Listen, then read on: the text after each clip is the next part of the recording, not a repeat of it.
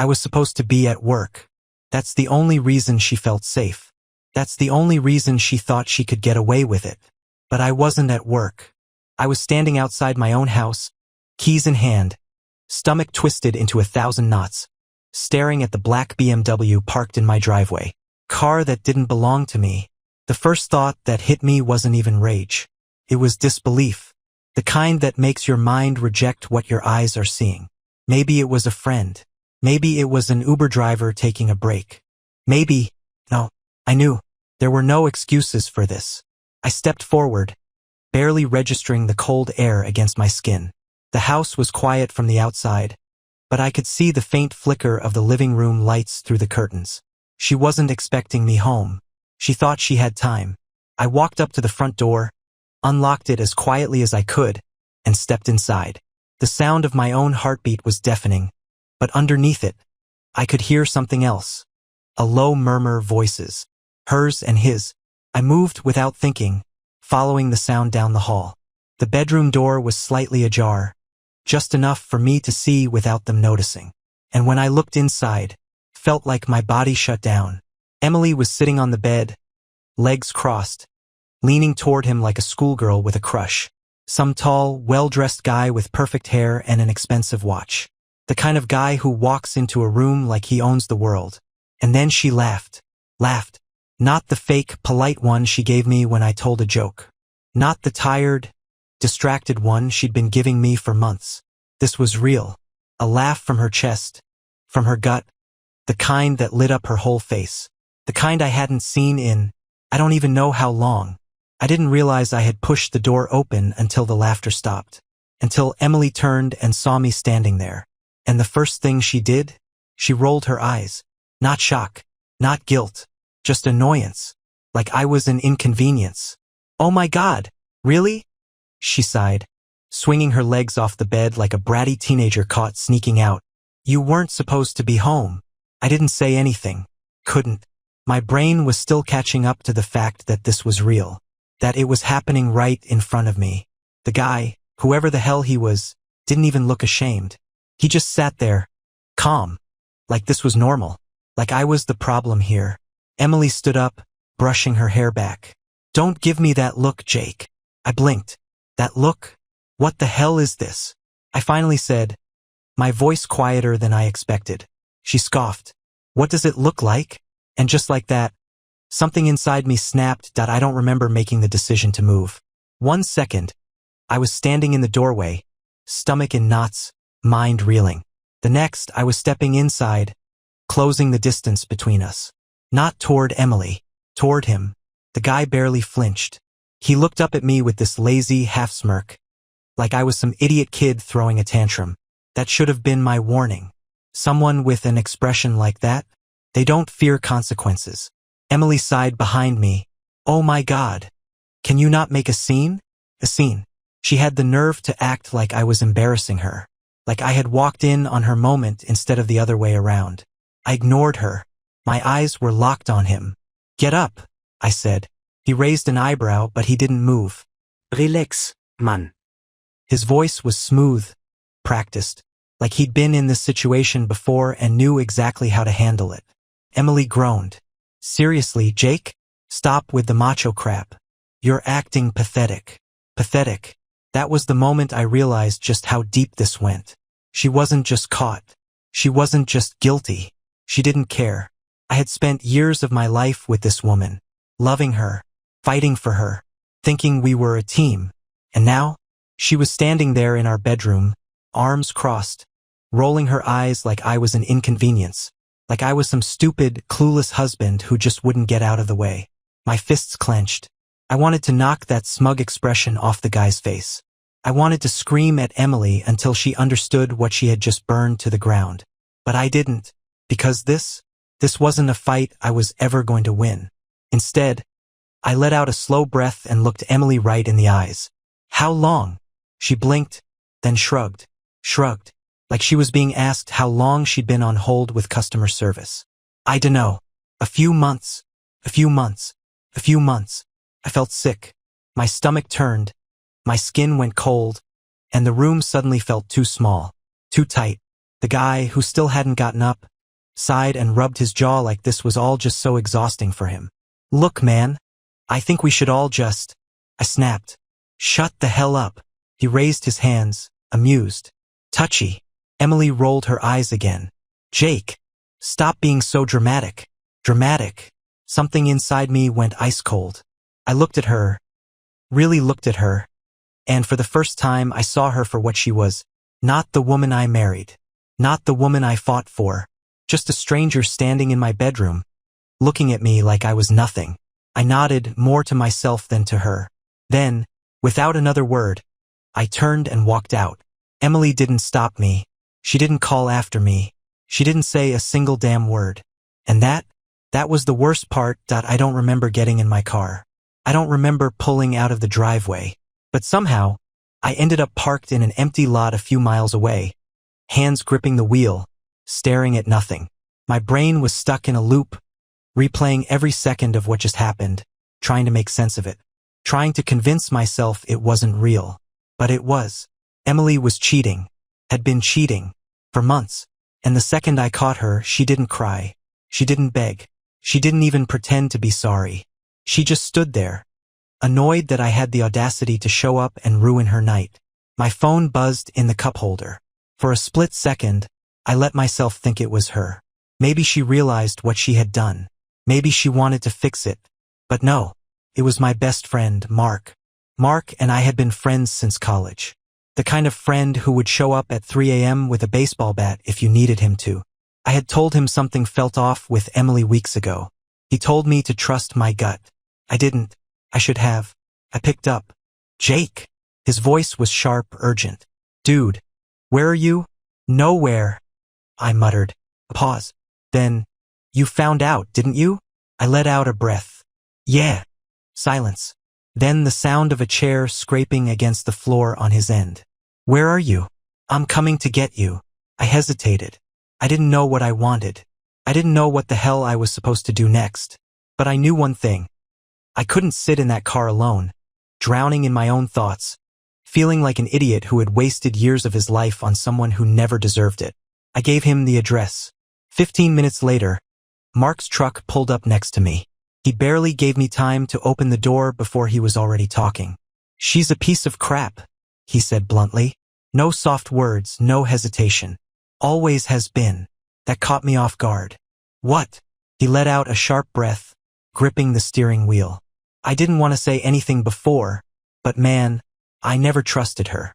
Something about her just always felt fake. But you loved her, so I kept my mouth shut. I should have warned you. I leaned back against the seat, staring out the window. I should have seen it. She's a liar, Jake. Lying is who she is. She didn't even try to cover her ass when you caught her. Right? I laughed, but it wasn't real. Nope. Yeah, because she doesn't care. She got bored. And instead of talking to you like a decent person, she just found someone else. People like her, they don't feel guilt. They just move on and let you pick up the pieces. I clenched my jaw. I wanted to argue, defend her, say that she wasn't like that, that maybe there was some explanation I hadn't thought of. But I couldn't, because he was right. And the worst part? I wasn't even sure if she was done with me yet. Mark drove. I didn't ask where we were going, and he didn't say. He just drove, the hum of the engine filling the silence between us. I stared out the window, my mind flipping between flashes of the past and the image of Emily sitting on our bed, rolling her eyes like I was the one screwing up her night. I had spent years of my life building something with her. And for what? So she could laugh in my face the second she got caught? I exhaled through my nose, gripping my knee to stop my hands from shaking. She's gonna text you, Mark said suddenly. I blinked. What? She's gonna text you. Maybe not tonight, maybe not tomorrow, but soon.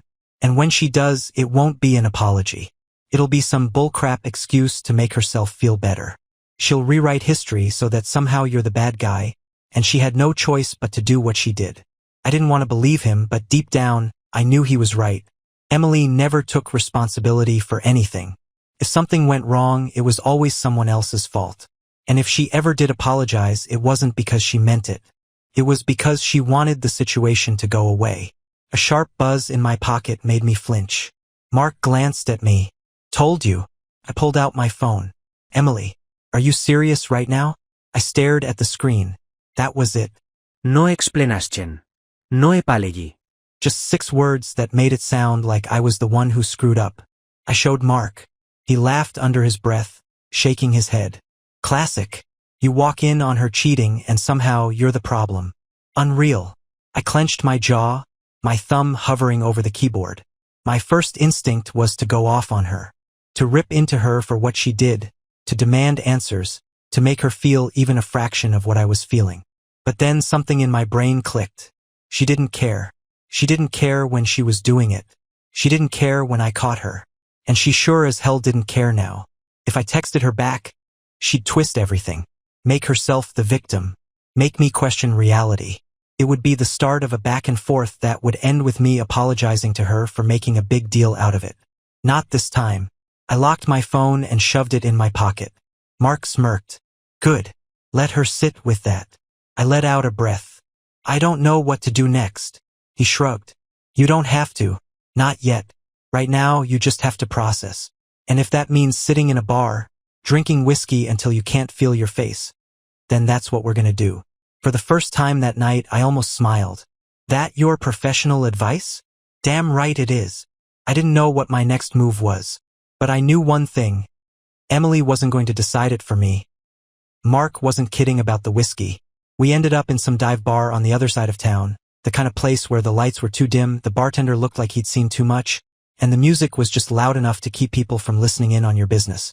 Perfect. I wasn't much of a drinker, but tonight was different. Mark ordered for both of us. 2 doubles, neat. He slid mine over, watching me closely, like he was waiting for me to fall apart. But I wasn't going to. Not yet. Not in front of people. I downed the first one in a single gulp. It burned all the way down. Mark whistled low. Damn. All right. I set the glass down and ran a hand over my face. My brain was still trying to catch up with everything. A few hours ago, I was just a guy coming home from work. Now I was sitting in a bar processing the fact that my ex-wife, was screwing someone else in our house, in our bed, laughing about it. Mark tapped his glass against the counter.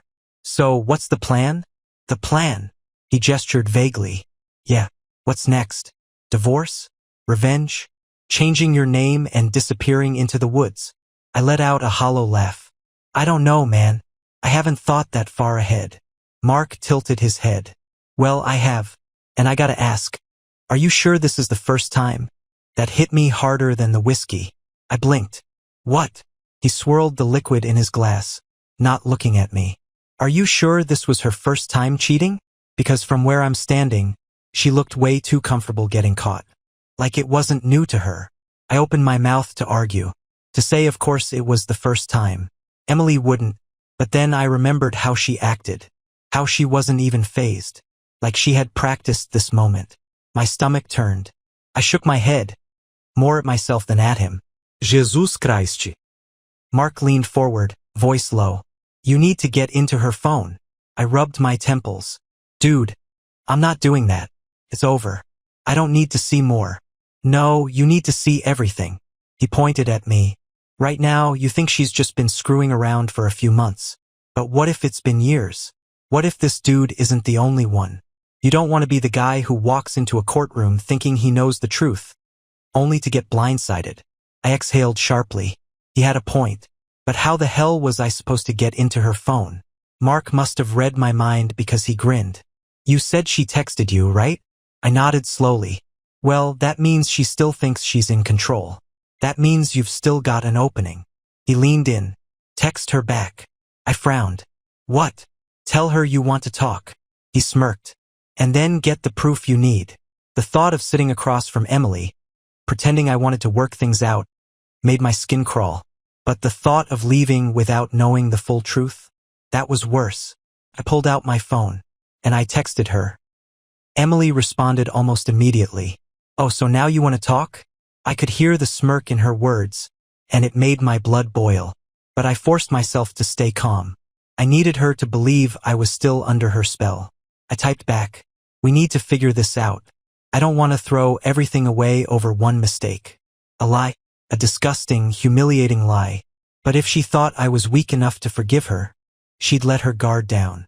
3 dots appeared. Then they disappeared. Then they came back. I knew what was happening. She was deciding whether she still had me under control. Finally, her response came through. Fine. Meet me at our spot tomorrow at 7. Our spot. For years, we had this little cafe we used to go to every Sunday.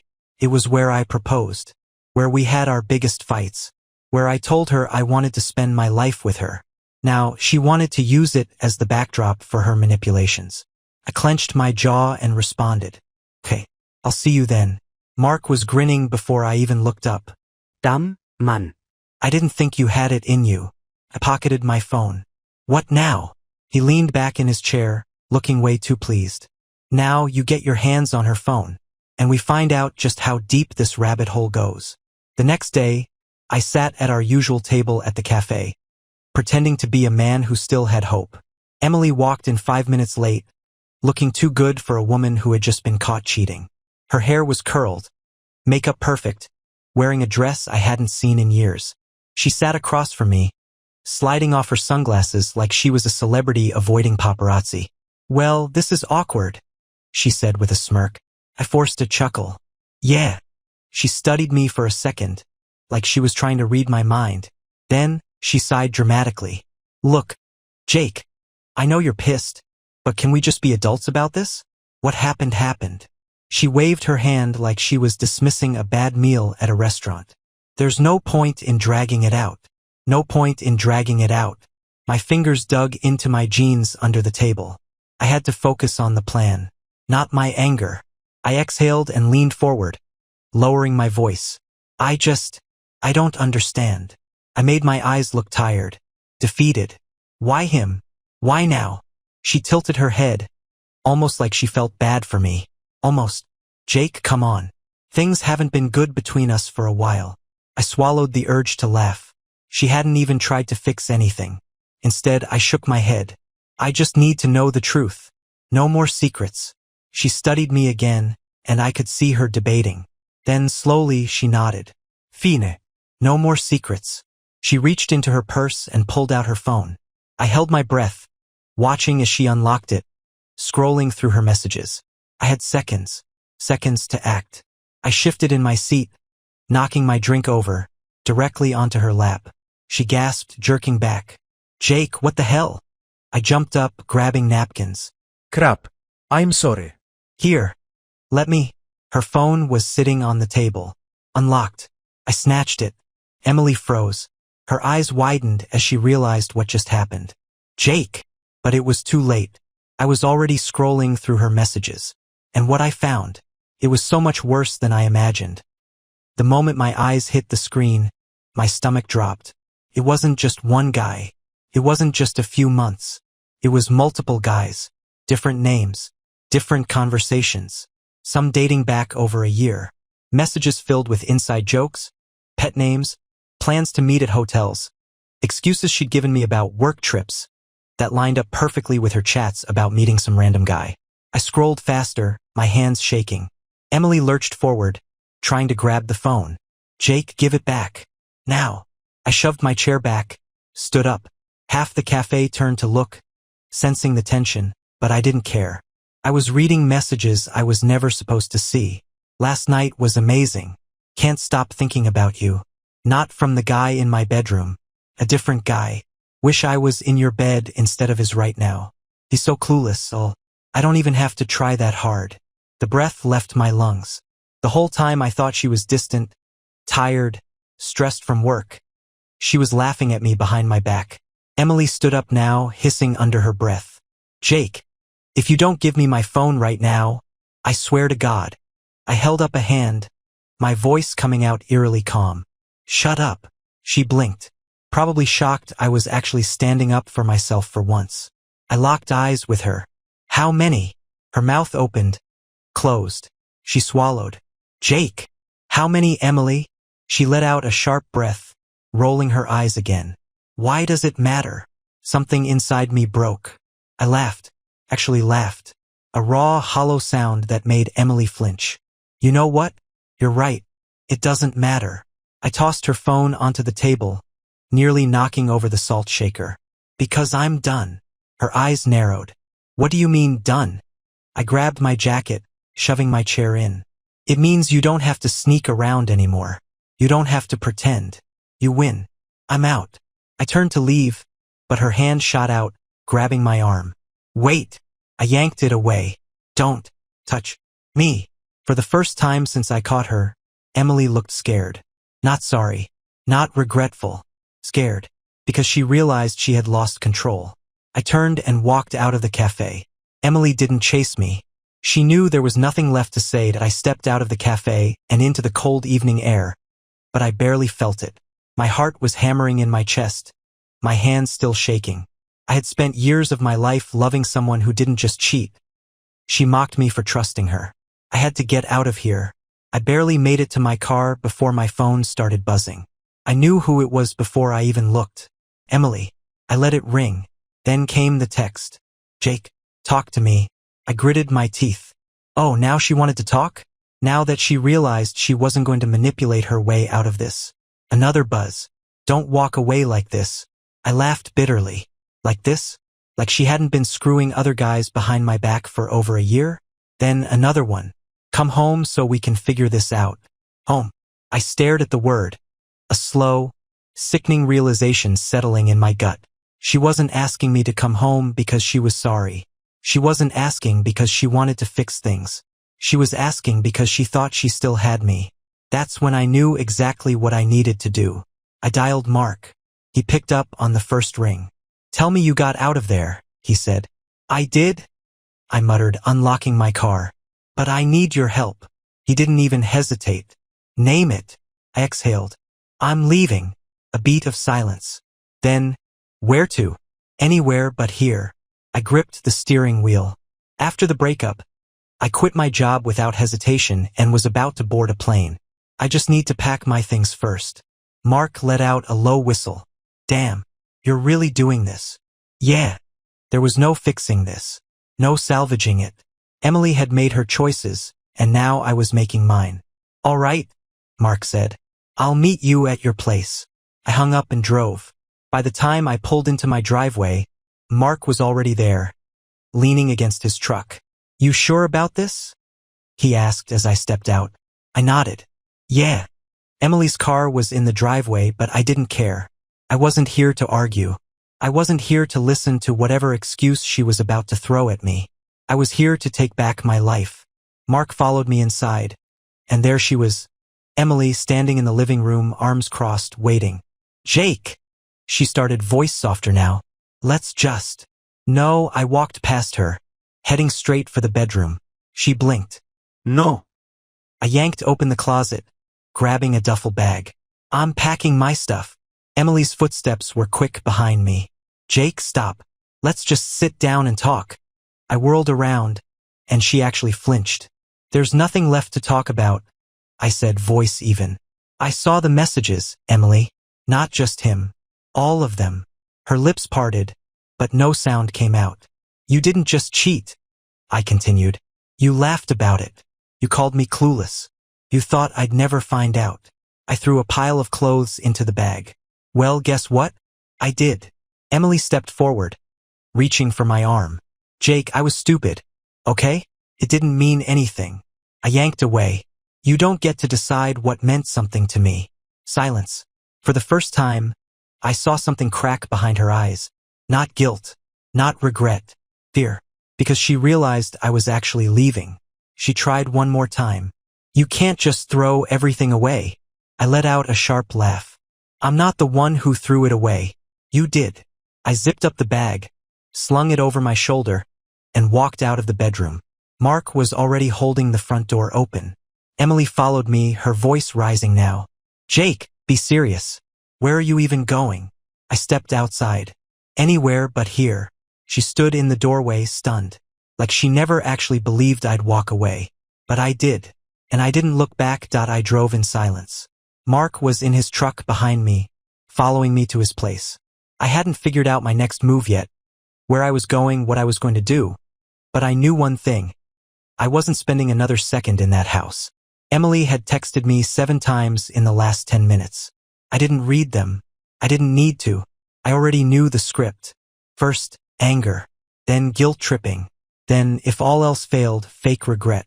I had wasted enough time letting her control me. I wasn't about to give her another second. Mark's place was small but comfortable, and the moment I stepped inside, I felt something I hadn't felt in months. Relief. He tossed a beer at me, then sat across from me on the couch. "So," he said, cracking his own open. "What now?" I exhaled. "I don't know, man." He took a sip, watching me carefully. "She's gonna try to suck you back in. I know. She's gonna cry. Say she was lost. Say she didn't know what she was thinking. I know." He leaned forward, elbows on his knees. "And when that doesn't work, she's gonna get mean." I clenched my jaw. That part I was waiting for. Almost as if on cue, my phone buzzed again. I finally glanced at it. "Are you really doing this?" "Jake, I made a mistake. We can fix this. Don't be an idiot. You're throwing your life away over nothing." I let out a sharp breath and tossed my phone onto the table. "She's already trying to spin it." Mark snorted. "Of course she is. She can't handle the fact that you're actually leaving. She thought she'd always have you, man." He pointed at my phone. "She's not texting you because she loves you. She's texting you because you're not playing the role she gave you." I nodded, rubbing my face. He was right. Emily didn't miss me. She missed having someone to lie to, someone to come home to after she was done screwing around. She missed the comfort of getting away with it. I wasn't playing that game anymore. Mark stretched. "So, you quitting your job?" I hesitated. "Yeah." He grinned. "Damn. My man's going full restart button." I huffed a laugh, shaking my head. I can't sit in that office every day knowing what I know. She's probably already spinning some story to our friends, making me look like the crazy one. Mark nodded. "Good. Burn it all down, start fresh. You got money saved up." "Enough." Mark took another sip of his beer, then smirked. "Then screw it. Let's go big." I raised an eyebrow. "What?" He leaned forward. "You're pissed. You're free. And you've got nothing tying you down anymore. Why stay in this city? Why not just pick a place, book a flight, and go?" I stared at him. The thought had been lurking in the back of my mind since I walked out of that house. But hearing him say it out loud made it feel real. "I mean," Mark continued, "you could sit here and mope, or you could pack a bag, hop on a plane, and never think about Emily's cheating ass again." I let out a slow breath. For the first time in my life, I had nothing holding me back. And suddenly, I knew exactly what I was going to do. 2 days later, I was standing in an airport, a one-way ticket in my hand. I had never done something like this before. I was the guy who played it safe, who made decisions carefully, who thought about the future, who always considered the consequences. But now, there was nothing left to lose. Mark had helped me pack. Not that I needed much, just a duffel bag with the basics, my passport, my savings, and a brand new phone number because I had zero intention of ever hearing from Emily again. The night before, she had tried calling from a different number. I almost didn't pick up, but curiosity got the better of me. The second I answered, she was already in full damage control mode. "Jake, please, let's talk like adults." I didn't say anything, just let her talk. She took that as a green light. "I know I hurt you. I know I made a mistake. But do you really want to throw away everything we built together over this? I mean, come on, you're not perfect either." I let out a breath, shaking my head. There it was. The rewrite. She cheated. She lied. But somehow I was supposed to share the blame. I kept my voice calm. "How many?" Silence. Then, quietly, "Jake, how many?" A pause. Then, "I don't know." I closed my eyes. That was all I needed to hear. I hung up, blocked the number, and that was the last time I ever heard her voice. Now, standing in this airport, I felt something I hadn't felt in years. Weightless. My phone buzzed in my pocket. "Mark, I still think you should have let me slash her tires." I smirked and typed back. "Not worth the effort. Where you flying to?" I exhaled, looking at the screen above me. I had booked my ticket on impulse. Didn't overthink it. Didn't plan anything. I just picked a place and bought the damn ticket. "Spain." Mark's response came instantly. "Hell, yes. Send me a pic of the first margarita you drink." The boarding call came over the intercom. My flight was ready. I grabbed my bag, took one last glance at my old life, then walked toward my future. Emily had tried to break me. She thought I'd crawl back. She thought I'd let her rewrite the story. She was wrong. I didn't belong to her anymore. I belonged to me.